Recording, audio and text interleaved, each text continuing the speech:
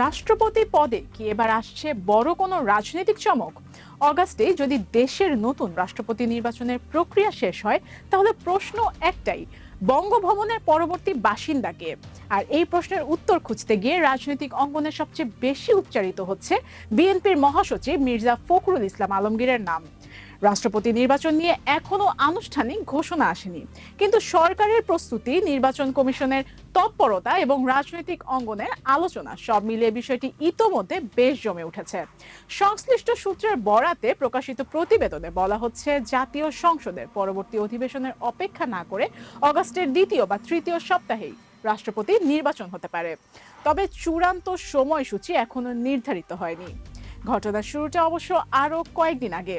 গত 24 জুলাই রাষ্ট্রপতি মোহাম্মদ শাহাবুদ্দিন পদত্যাগ করার পর রাষ্ট্রপতির পদটি শূন্য হয়। সংবিধান অনুযায়ী নতুন রাষ্ট্রপতির দায়িত্ব নেওয়ার আগ পর্যন্ত জাতীয় সংসদের স্পিকার হাফিজউদ্দিন আহমেদ রাষ্ট্রপতির দায়িত্ব পালন করছেন। এখন সামনে সবচেয়ে বড় প্রশ্ন, পরবর্তী রাষ্ট্রপতি কে? রাজনৈতিক মহলে সম্ভাব্য নাম নিয়ে আলোচনা চললেও বিএনপির মহাসচিব মির্জা ফখরুল ইসলাম আলমগীরের নাম বর্তমানে সবচেয়ে বেশি গুরুত্ব পাচ্ছে বলে একাধিক প্রতিবেদনে উঠে এসেছে। দীর্ঘ রাজনৈতিক অভিজ্ঞতা, দলের কঠিন সময় নেতৃত্ব এবং রাজনৈতিকভাবে তুলনামূলকভাবে গ্রহণযোগ্য একটি ইমেজ, এই বিষয়গুলোই তাকে আলোচনার কেন্দ্রে নিয়ে এসেছে। তবে এখানে একটি বিষয় পরিষ্কার করা জরুরি, মির্জা ফখরুলকে রাষ্ট্রপতি পদে বিএনপির চূড়ান্ত প্রার্থী হিসেবে এখনো আনুষ্ঠানিকভাবে ঘোষণা করা হয়নি।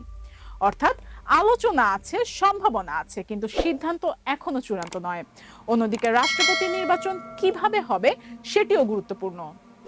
বাংলাদেশের রাষ্ট্রপতি জনগণের সরাসরি ভোটে নির্বাচিত হন না, সংসদ সদস্যদের ভোটেই রাষ্ট্রপতি নির্বাচিত হন।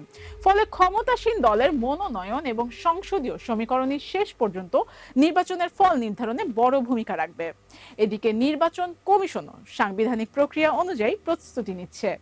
প্রধান নির্বাচন কমিশনার জানিয়েছেন, আইন অনুযায়ী স্পিকারের সঙ্গে পরামর্শ করেই রাষ্ট্রপতি নির্বাচনের দিনক্ষণ নির্ধারণ করা হবে। অর্থাৎ এখন বল বঙ্গভবন নয়, বরং রাজনৈতিক সিদ্ধান্তের কোর্টে। একদিকে সংবিধানের নির্ধারিত সময়সীমা, অন্যদিকে নির্বাচন কমিশনের প্রস্তুতি, সব মিলিয়ে অগাস্ট মাসেই রাষ্ট্রপতি নির্বাচন হওয়ার সম্ভাবনা নিয়ে আলোচনা জোরালো হয়েছে। প্রকাশিত প্রতিবেদনে দ্বিতীয় কিংবা তৃতীয় সপ্তাহের কথাও উঠে এসেছে, যদিও আনুষ্ঠানিক তফসিল ছাড়া এটিকে চূড়ান্ত বলা যাচ্ছে না। আর এই পুরো সমীকরণের কেন্দ্রে এখন যে প্রশ্নটি সবচেয়ে বেশি ঘুরছে, বিএনপি শেষ পর্যন্ত কাকে রাষ্ট্রপতি পদে মনোনয়ন দেবে? মির্জা ফখরুল ইসলাম আলমগীরের নাম কি কেবল রাজনৈতিক জল্পনা হিসেবেই থাকবে, নাকি সত্যি তিনি হতে যাচ্ছেন বাংলাদেশের পরবর্তী রাষ্ট্রপতি? তার উত্তর মিলবে দলীয় সিদ্ধান্ত এবং নির্বাচন কমিশনের আনুষ্ঠানিক প্রক্রিয়ায়।